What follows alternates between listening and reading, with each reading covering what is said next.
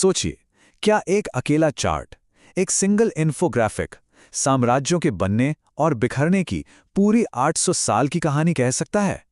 सुनने में थोड़ा अजीब लगता है ना? लेकिन कभी-कभी इतिहास की सबसे बड़ी दास्तां एक नक्शे में ही सिमट जाती है।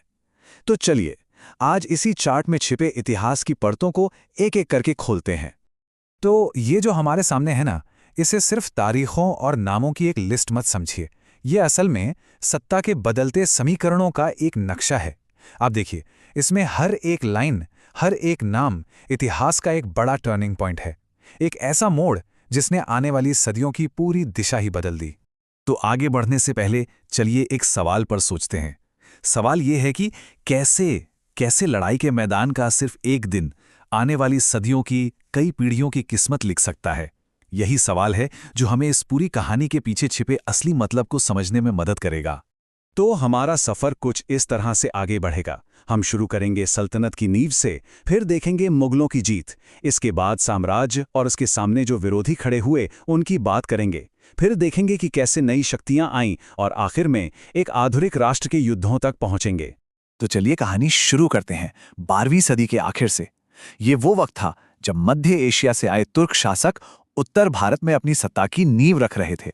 और ये अपने साथ सिर्फ फौज नहीं, बल्कि नई मिलिट्री टेक्नोलॉजी और शासन करने का एक बिल्कुल अलग तरीका भी लेकर आए थे। साल था 1191, मैदान था तराइन का। यहां दो बड़ी ताकतें आमने सामने थीं। एक तरफ पृथ्वीराज चौहान, जो अपने इलाके की हिफाजत कर रहे थे, और दूसरी तरफ मोहम्मद गोरी। इस पहली टक्कर में जीत हुई पृथ्वीराज चौहान की। उन्होंने गोरी की सेना को पीछे हटने पर मजबूर कर दिया। लेकिन कहानी यहां खत्म नहीं हुई, बिल्कुल नहीं। सिर्फ एक साल बाद 1192 में उसी तराइन के मैदान में पासा पूरी तरह पलट गया। इस बार मोहम्मद गोरी ने एक ऐसी निर्णायक जीत हासिल की जिसने हमेशा के लिए भारत में दिल्ली सल्तनत की स्थापना का रास्ता साफ कर दिया।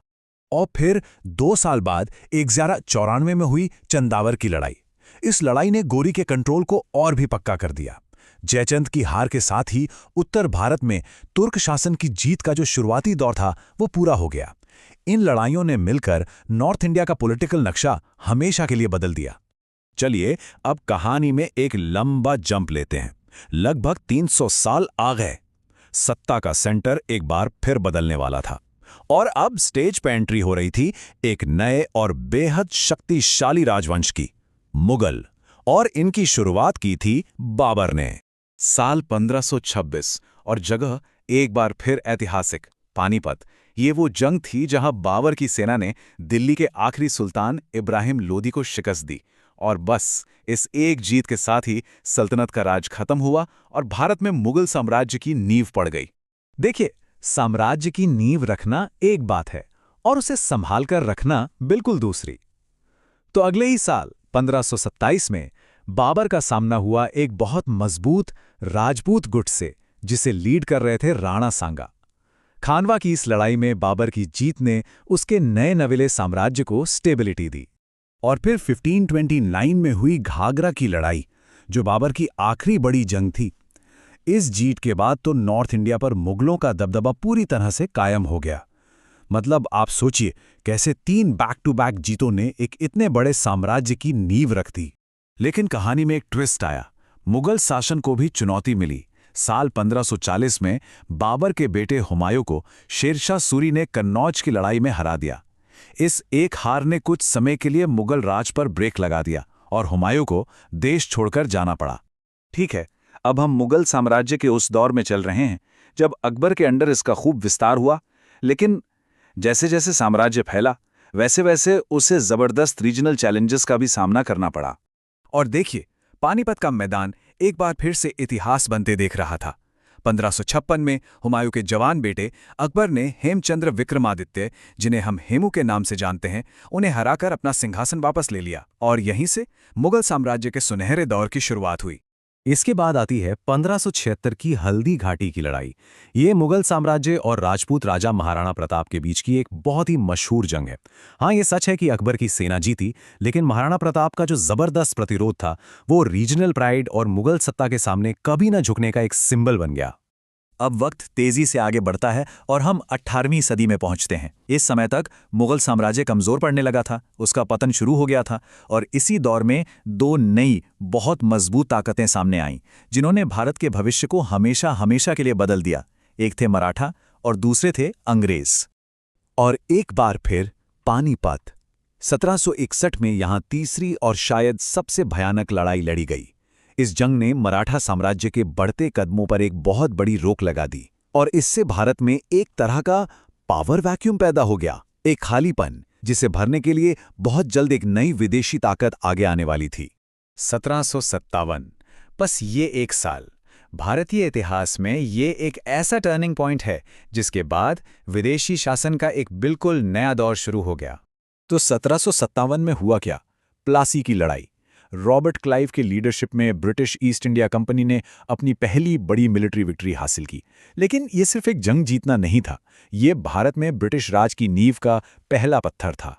और प्लासी के ठीक 7 साल बाद बक्सर की लड़ाई हुई। इस जंग ने भारत के बड़े हिस्सों पर ब्रिटिश कंट्रोल और उनकी एडमिनिस्ट्रेटिव पावर को सीमेंट कर दिया, बिल्कुल पक्का कर दिया।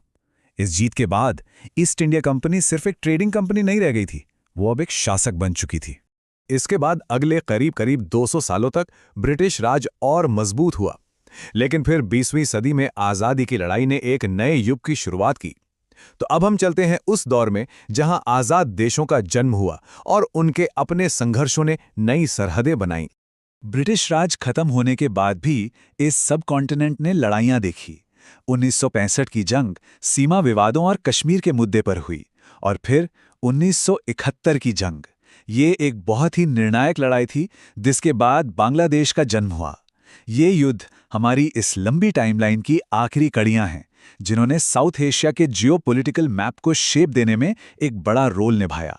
तो चलिए हम वापस वहीं आते हैं जहां से हमने ये सफर शुरू किया था। इसी चार्ट पर तराइन से लेकर 1971 तक हमने 800 सालों का इतिहास देखा। हर एक लाइन एक टर्निंग पॉइंट है और हर एक नाम अपने पीछे एक पूरी विरासत छोड़ गया है।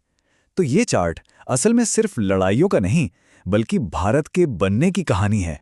और आखिर में बस एक सवाल, अगर इतिहास की कहानी संघर्षों से लिखी गई है तो हमारे भविष्य को तय करने वाली निर्णायक लड़ाइयां कौन सी होंगी? वो कौन सी चुनौतियां होंगी? ये एक ऐसा सवाल है जो हमें इतिहास से सबक लेने और अपने आने वाले कल के बारे में सोचने पर मजबूर करता है।